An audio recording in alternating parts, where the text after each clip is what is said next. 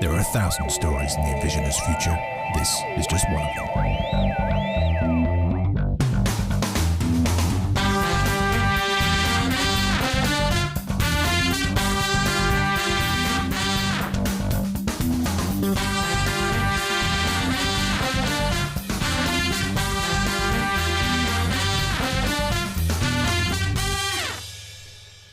Hey, it's Wednesday, it's 6 o'clock, and that can only mean one thing.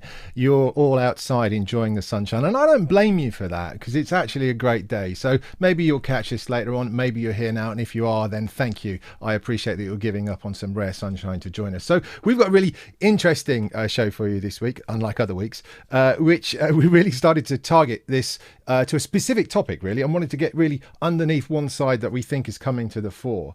And it really starts with the fact that, can you believe we are struggling with PowerPoint as always, but we're talking about 10 weeks of lockdown. 10 weeks. We're entering our 10th week. Certainly the Coplin family is entering 10 weeks of lockdown. And it coincides with, as you've just seen, Mental Health Awareness Week. And we felt that there are lots of things going on in our lives. There's lots going on around working from home, lots of stories about when are we going back for work. You know, we've been talking about that for a while. And we actually thought there is a lot happening right now about people who are working from home, probably for the longest duration that they've ever worked from home. And we think there is an interesting side starting to emerge from that, which we think is dangerous. And it's dangerous in a number of ways. It's dangerous in the short term because we think it's harmful to people's well-being. But it's dangerous, I think, to the long-term success of remote and flexible working. So I don't know about you, but I expected to be spending all of my time working from home like this. And I've had my days high-fiving my colleagues on Zoom, Hangouts, Teams, clearly. We do all of them here, and they're all great. But I've also had my days like this. Let me tell you, oh my God, have I had days like this in building this studio. This has not been my most finest time, shall we say. But there is this challenge about what do we do going forward? How are we going to deal with this? And so I wanted to bring in some excellent voices to help us with that conversation. I'm pleased, as always, to have Nick Morris back on the conversation. Nick, how are you? Just brilliant to have you back again. Thank you, Dave. Thank you for having me back. I'm good. All good. Should be out in the sun, but I'm here with you.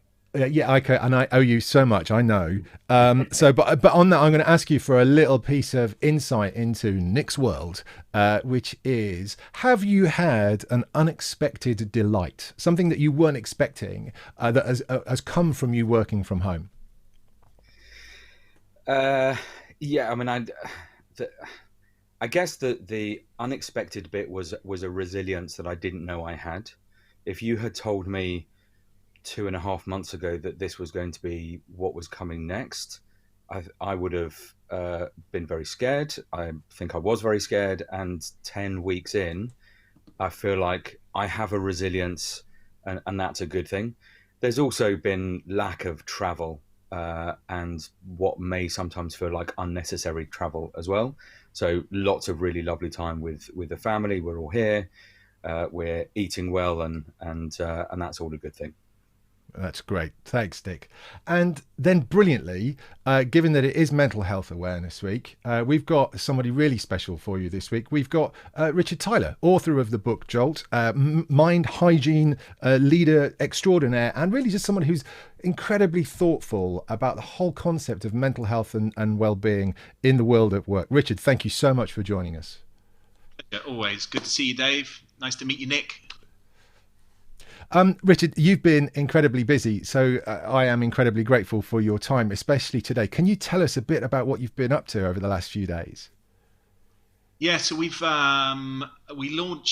on it for a couple of years, I think, Mind Hygiene, which is a new sub-brand of ours, which is kind of the whole all-encompassing piece around how do we help people build good, sustainable mental health habits. And mind hygiene comes out of this sense of, I think we're brilliant at teaching children physical hygiene habits when they're born. We teach them to wash their hands, wash their face, wash their hair, wash their hands when they've been for a poo, wipe their bum properly. We're great at that stuff. And we teach children nothing about how to look after their minds and how to keep their minds clean and healthy and functioning well.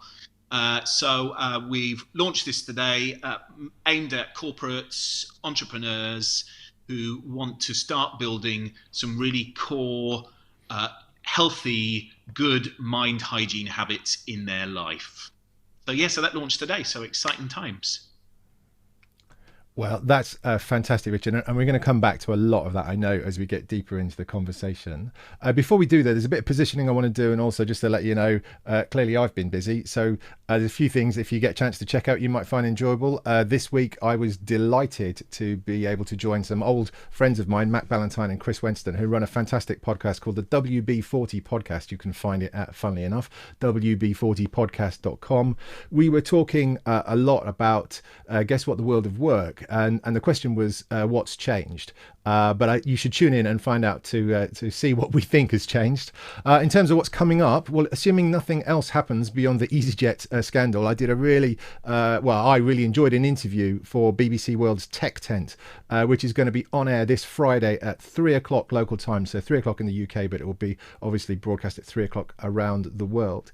And the conversation again there is about, given that we've been talking about remote and flexible working for so long, what's going to happen now. So if you get a chance, I absolutely recommend that you join that one. And then this is the other event. I talked to you about this last week. We're doing a really nice piece of work with fantastic guys at Telium. We're hosting basically the anti-webinar webinar. So just something, we wanted to do something different other than present a bunch of slides to some people and have a very dull, boring conversation. So if you get a chance, the URL is there for you to register. I'll put all of the URLs in the comments below. It'd be great to see you there.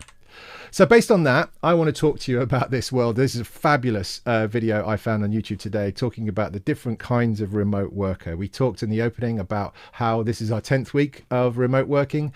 We're all finding our own coping mechanisms. We're all finding our own challenges. In order to frame the conversation with Nick and Richard, I wanted to reel off a few statistics that you might find interesting. The first is this. The first is 73%. In a recent study, 73% of respondents said that they find themselves more productive working from home. 76% say that they are achieving a better work-life balance as a result of working from home. 81% all say that they would actually rather continue working from home or working flexibly rather than returning to the office or in addition.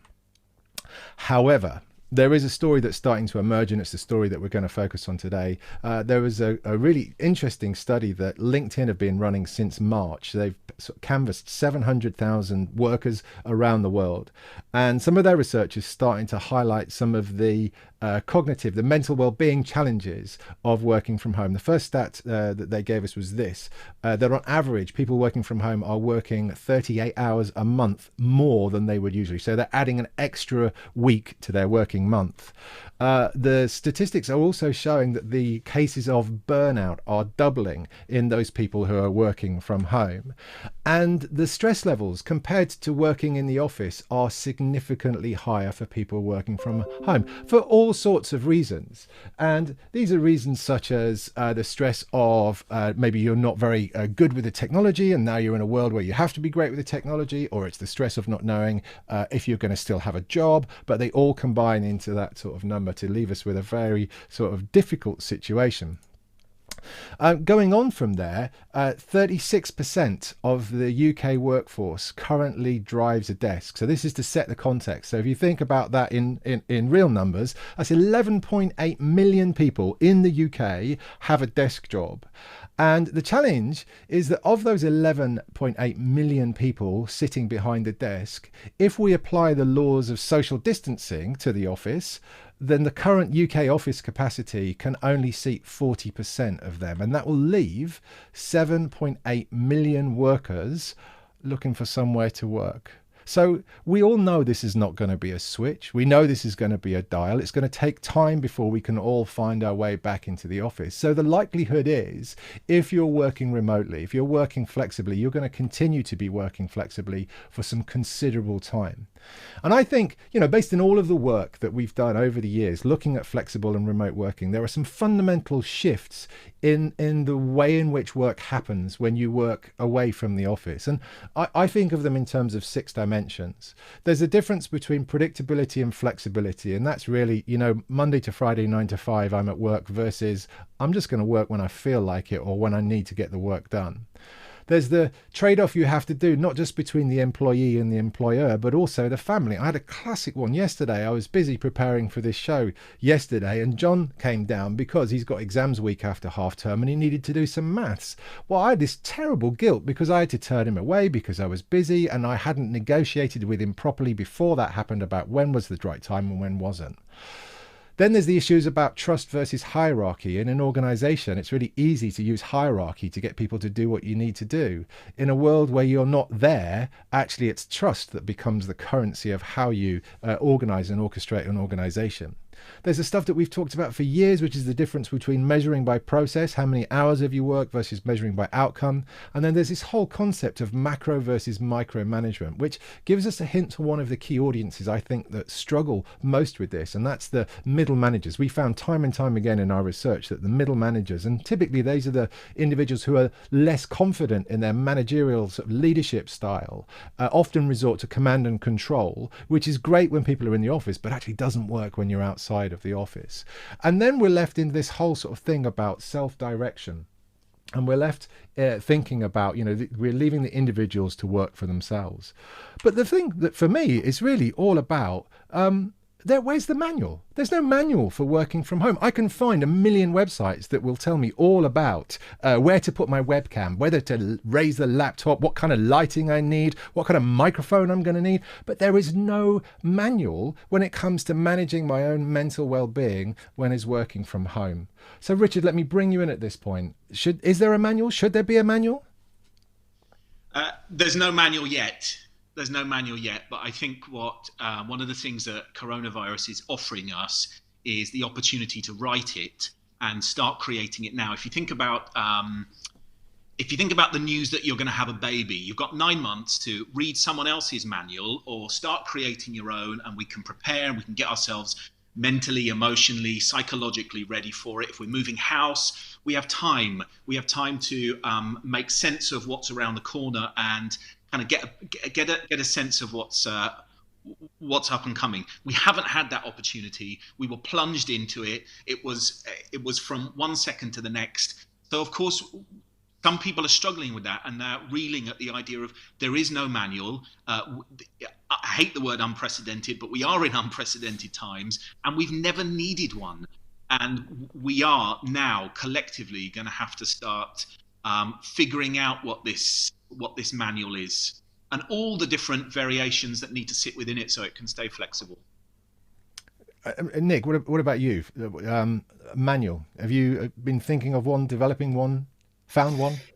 Yeah, no, but it's also the added complexity is that it's massively personal. So your dynamic, your situation, your personal circumstance is entirely different to mine.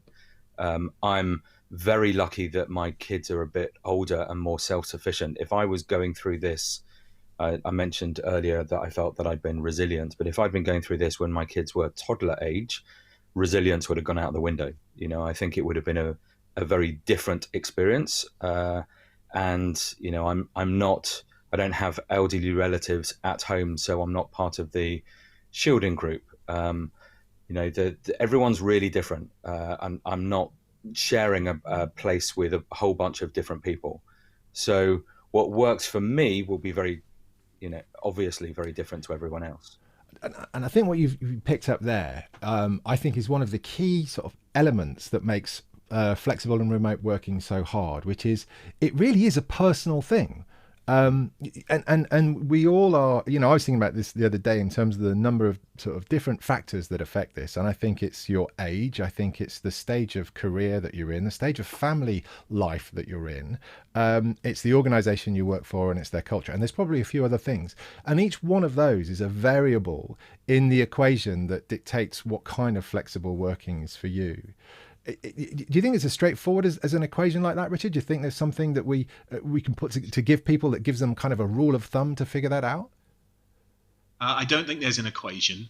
I think what it's going to take is a different quality of dialogue to start opening up. I think we've spent way too long in our in our groove, people operating, running businesses on autopilot, where they come in, they do their thing, they go home, they go to sleep, they come back in and they repeat. And that has now been disrupted like never before. So there's no equation.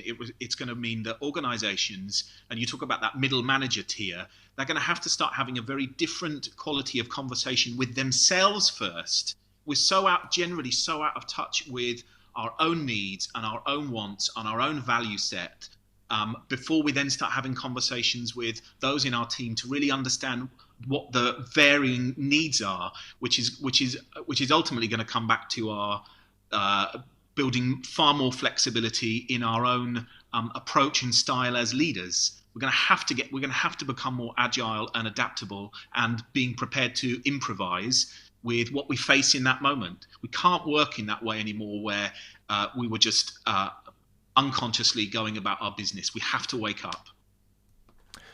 That's a really difficult conversation, though, and I think, look, I think this is probably a bigger topic than we can get to at a high level, but let's have a go. Before all of this happened, when we were talking about proper transformation in companies, and we were looking at middle managers as the classic sort of example, as the Philips brilliantly, when we talked to them years ago, they used to refer to the middle managers as the clay layer, because it's kind of where everything gets stuck. And these are the individuals who are at a certain point in their career, they need more experience, or they have lots of experience, but they're trying to find their own leadership style. And the challenge is, how do you empower those people to be able to empower others, if you know what I mean? Give them the confidence to be able to do that. Is there anything that you can do in terms of helping them manage their, because that's quite a prickly conversation to have with people, I think, which is, how do we build your confidence?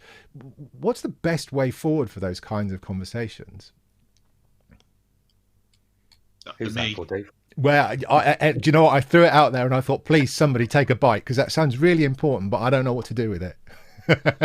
Let me tell you about a message that we got that I thought was really interesting in our company at the beginning of the crisis. And I'm sure this was one that was given in other organizations as well, which was very much, people are in different circumstances.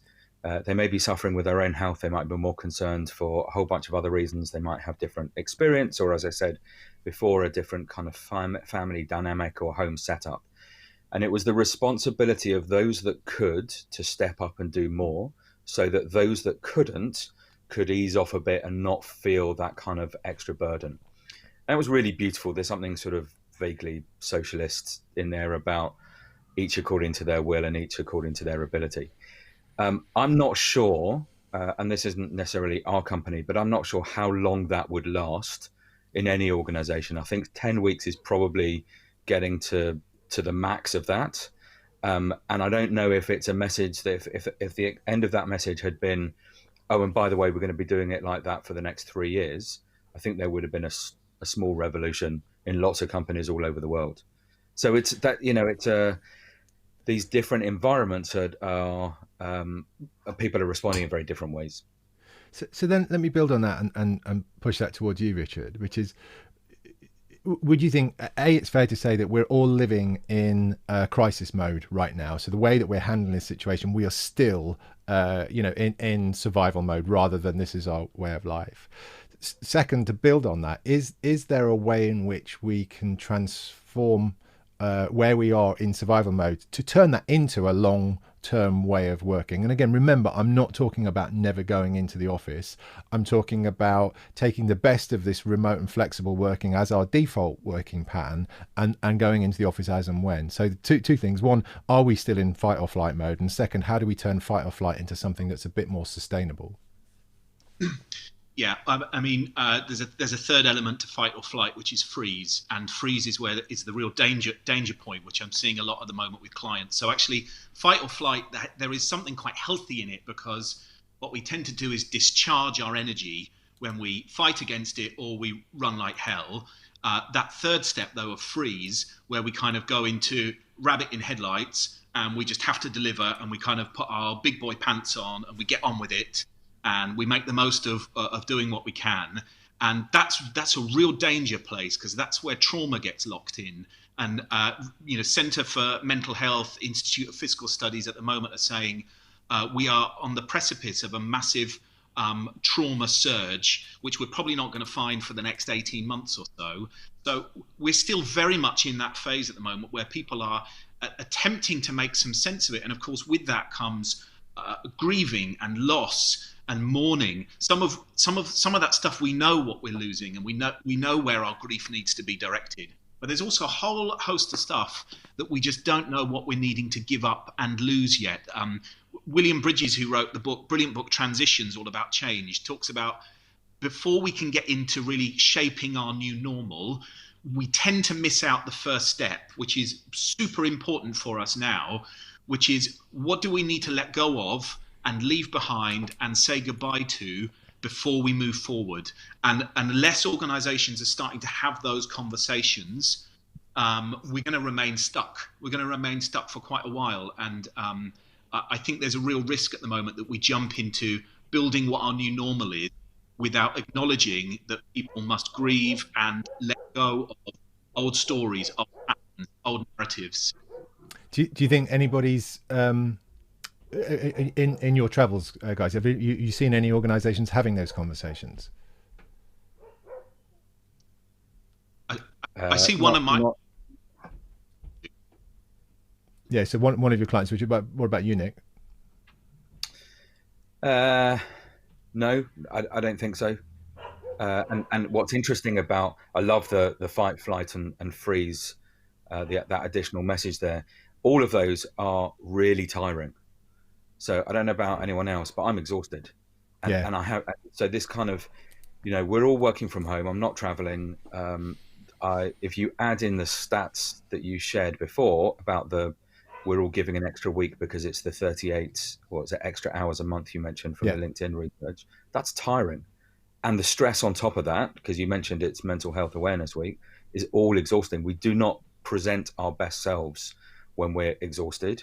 And if we're not allowing ourselves time to recover, for some reason, one of the lovely things that's happened in our place this week is that because there are some bank holidays in Europe, there's bank holidays early next week in the US and the UK, everyone is kind of bolting a few days on. And that's great. And I think people have realized that they haven't taken holiday time. I mean, there's nowhere to go. So, the joke of Costa del Back Garden or whatever you want to call it, that were the jokes that were going around a few weeks ago. There's nowhere to go, but we still need to rest, and we still need to recover, and we still need to switch off. And none of that really seems to be happening.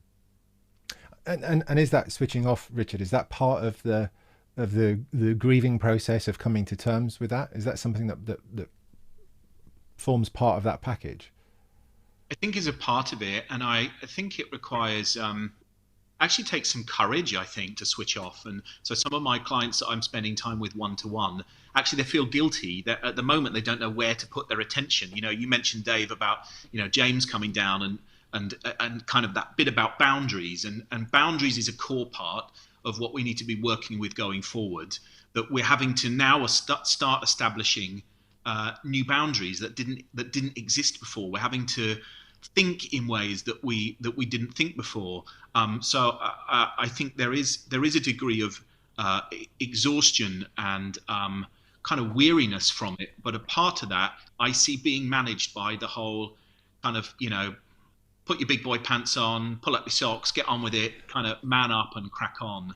And, we've spent bloody hundreds and thousands of years rolling out that story. And again, a part of the disruption that coronavirus offers us is that story has to change, which at the heart of it, actually, I think we're starting to talk about a new currency for organizations, which is about a currency of compassion.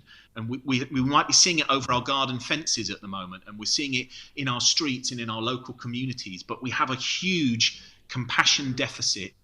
And we have this opportunity now to start moving towards it and start thinking about how do we bring it into our own lives and our own systems, our family systems and our work systems.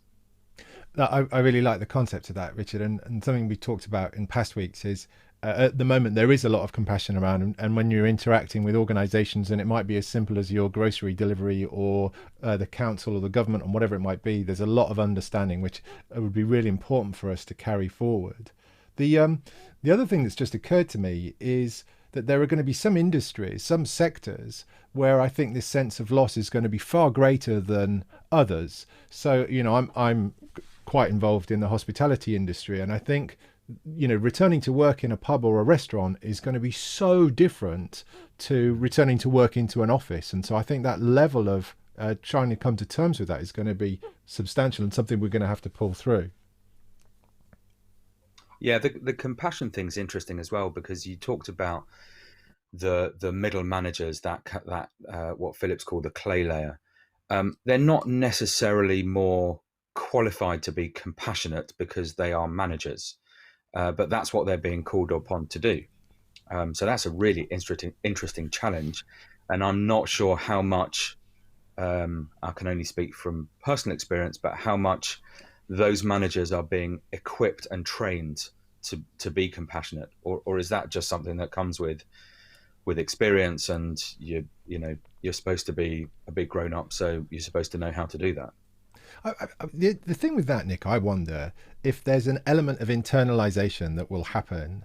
So many people have been touched in some way, shape or form by this experience that in a lot of examples has made them a bit more humble about life and what's going on. And there are people who are used to maybe living in a very different way that are now forced to live it. In my example was, my 50th birthday was, I'm supposed to be doing something special. I was literally over the moon. The best present I got was a bloody grocery delivery slot. It was like the happiest moment of my life. And who would have thought that that would be the case? But it's that transition of, given that we've all had the experience, maybe we can use that to bring that forward. And does that, Richard, get us to the place where that's a currency that we can use over the long term, do you think? Given it's a shared experience, is that something that you think we'll trade on for a while? Yeah, I think we have to.